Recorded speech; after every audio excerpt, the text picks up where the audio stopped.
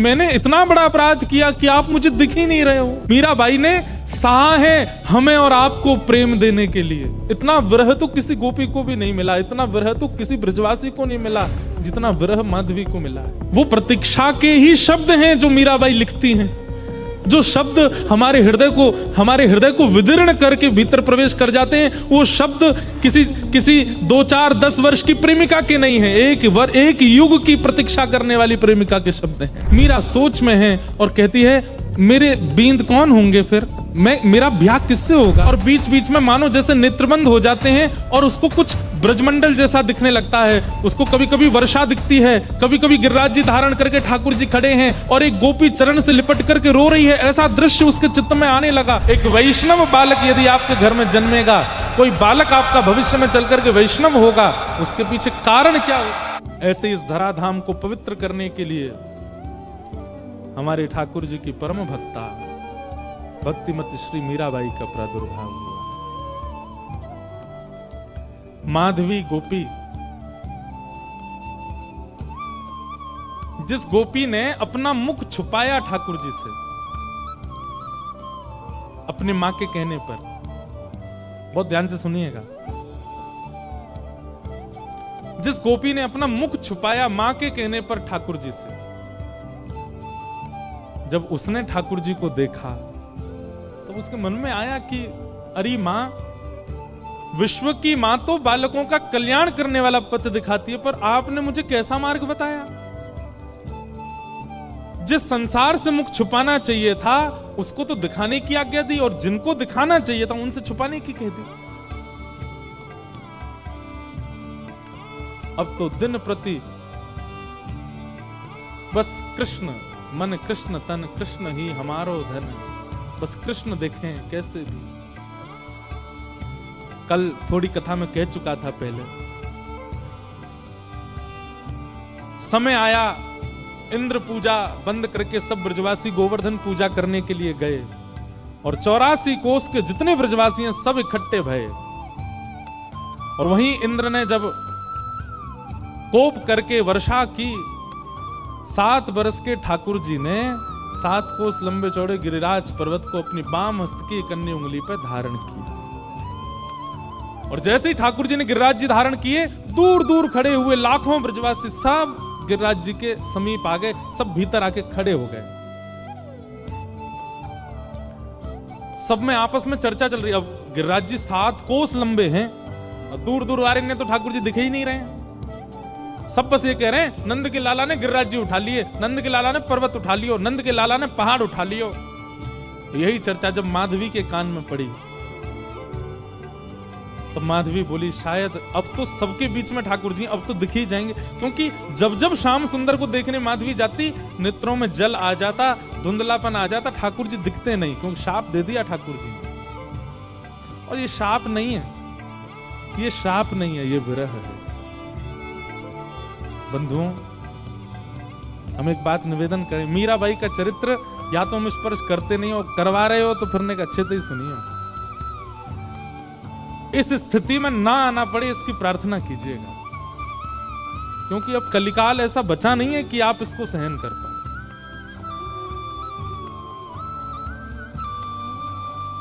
ठाकुर जी दिखते नहीं है मीरा को, माधवी को, लेकिन आज सोचने लगी सबके बीच में ठाकुर जी खड़े, यहां तो मैं छुप के देख ही लूं उनको, शायद दिख जाए। और अनेक प्रयास करके दूर से जैसे तैसे भीड़ छांटती भई मीरा, माधवी, मीरा उनका कलयुग का नाम, माधवी द्वापर का नाम। माधवी जैसे ही पहुंची,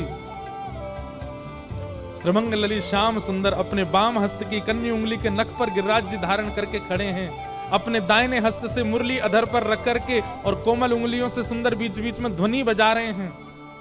नंददास जी उसका वर्णन करते हैं, कान्हा कुंवर के कर पल्लव पर मानो गोवर्धन नृत्य करे, ज्यों ज्यों तान उठत मुरली में त्यों त्यों लालन अधर धरे। मेघ मृदंग मृदंग बजा, मेघ मृदंगी मृदंग बजा में, मेघा को जल ज्यों ज्यों झरे। ग्वाल ताल दे नी को गावे, गायन को जो सुर भरे। देत आशीष सकल ब्रज नारी, नंद दास के तिमिर हरे। कान्हा कुंवर के। ठाकुर जी पता है कि महाराज जी, अगर ये नंददास जी को पद देखो, इस पद के अनुसार, बहुत ध्यान से सुनना, हमारे श्री गिरधर लाल जी ऐसे खड़े, ऐसे नहीं, ऐसे, उनके ये चारों भुजाएं ऊपर हैं। तब हमें एक वैष्णव ने बताया, बोले ठाकुर जी कैसे कर रहे हैं पता है? सब ब्रजवासी खड़े हैं और श्री गिरिराज जी ठाकुर जी से कह रहे हैं, हे जय जय, मेरा स्वरूप इतना विशाल है कि मैं महाराष्ट्र में तो आ ना पाऊंगा, लेकिन आपके हस्तकमल और मेरे हस्तकमल मिले ने, ये 7 दिन तक मेरे संग रास ही कर लो। ठाकुर जी गिरिराज जी के संग रास कर रहे हैं, तो कभी ठाकुर जी ऐसे रहते हैं और फिर नेक ऐसे उछाल के फिर ऐसे ले लें, फिर ऐसे ले लें, फिर ऐसे ले लें, फिर यूं कर लें, कभी यूं कर लें, कभी ऐसे कर लें, मानो बार बार अपनी उंगलियों पर नर्तन करवा रहे हैं श्री गिरिराज जी को ठाकुर जी। अद्भुत छवि है। तभी माधवी पहुंची। जैसे ही ठाकुर जी के समीप पहुंची है, उस स्थान पर पहुंची जहां ठाकुर जी खड़े हैं, जैसे ही नेत्र भर के ठाकुर जी को देखने का प्रयास किया, जल भर आया नेत्रों में। मानो जैसे कोई धुंध आ गई हो, खूब मीड़ रही है अपनी आंखों को, मीड़ मीड़ के लाल कर लिए हैं, लेकिन ठाकुर जी दिख नहीं रहे हैं। आज पीड़ा असहनीय हो गई माधवी की। अर्धरात्रि का समय ठाकुर जी के चरणों से लिपट गई और बोली, मैंने इतना बड़ा अपराध किया कि आप मुझे दिख ही नहीं रहे हो। हे श्याम सुंदर, अब पीड़ा मत दो, अब दिख जाइए, एक क्षण दिख जाइए, आप दिखें और मैं प्राण त्यागूं, बस मुझे और कुछ नहीं चाहिए। ठाकुर जी बोले, माधवी तेने मुझको अपना रूप नहीं दिखायो। माधवी बोली, देख लो मैं सामने खड़ी हूं, अब देख लो मेरे नेत्र, मेरे मुखमंडल को देख लो, जैसे चाहो देख लो, पर मेरे ऊपर तो ये जो दोष है ये हटाओ, मुंह को देखन दो आपको। ठाकुर जी बोले, अब तो माधवी ये पीड़ा तुमको ने सहनी पड़ेगी, क्योंकि वस्तु का मूल्य तब चित्त में ज्यादा बढ़ता है जब वह वस्तु समीप हो पर मिले ना। और प्रेम लक्षणा भक्ति में जितना विरह होगा, जितनी व्याकुलता होगी, जितनी तड़प होगी, उतना वह प्रेम पुलकित होगा, उतना वह प्रेम लक्षणा भक्ति का इत्र महकेगा और दूसरों को महकाएगा। मैं चाहूं आगामी कलिकाल में लोगन के चित्त में श्रद्धा होगी, विश्वास होगो, लेकिन प्रेम नहीं होएगो। उनके चित्त में प्रेम प्रकट करवे के काजे मैं तो नहीं आऊंगो, तो को भेजूंगा। और वाक्य काजे तोए या जन्म में मेरे रूप के दर्शन को त्याग करना पड़ेगा, थोड़ो सहनो पड़ेगा।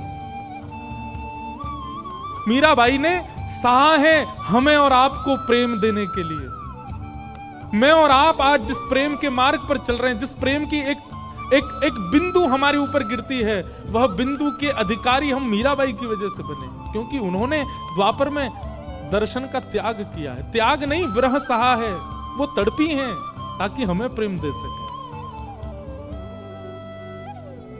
माधवी बोली, मुझे बस अवधि बता दीजिए, कम से कम एक अवधि पता होगी तो मैं उस अवधि के सहारे रह लूंगी कि इतना समय लगेगा आपके दर्शन में। एक अवधि बता दो, 10 वर्ष, 50 वर्ष, कितने वर्ष लगेंगे? अवधि सुनकर के तो माधवी गिर पड़ी, रोने लगी। ठाकुर जी बोले, एक युग।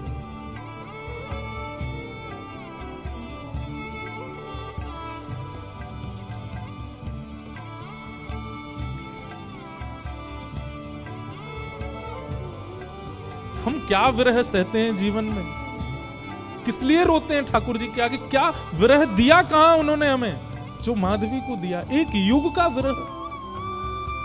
इतना विरह तो किसी गोपी को भी नहीं मिला, इतना विरह तो किसी ब्रजवासी को नहीं मिला जितना विरह माधवी को मिला।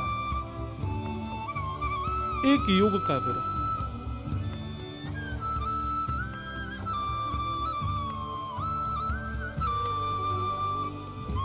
लेकिन क्या करे, प्रतीक्षा के अलावा और कुछ नहीं है जीवन में।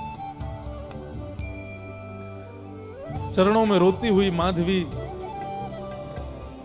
जाने लगी। और एक वैष्णव का स्वरूप नहीं है आत्मदाह करना, चाहे तो त्याग दे शरीर, लेकिन नहीं। और कृष्ण ने कहा है कि प्रतीक्षा करो तो करनी है। वो प्रतीक्षा के ही शब्द हैं जो मीराबाई लिखती हैं, जो शब्द हमारे हृदय को विदीर्ण करके भीतर प्रवेश कर जाते हैं। वो शब्द किसी 2, 4, 10 वर्ष की प्रेमिका के नहीं है, एक युग की प्रतीक्षा करने वाली प्रेमिका के शब्द हैं।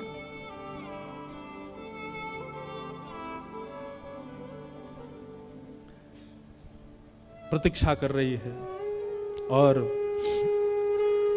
द्वापर युग का विश्राम हुआ, माधवी का पंच भौतिक देह विश्राम हुआ, कलिकाल का प्रारंभ हुआ।